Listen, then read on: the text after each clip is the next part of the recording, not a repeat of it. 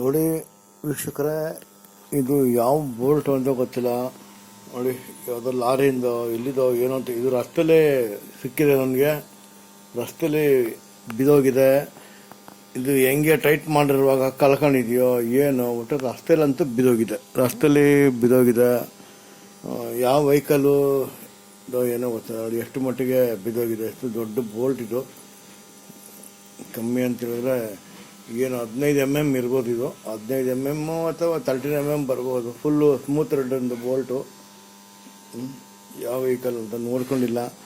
ಮುಂದೆ ಏನು ಅನಾಹುತ ಆಗುತ್ತೋ ಅಂತ ಗೊತ್ತಿಲ್ಲ.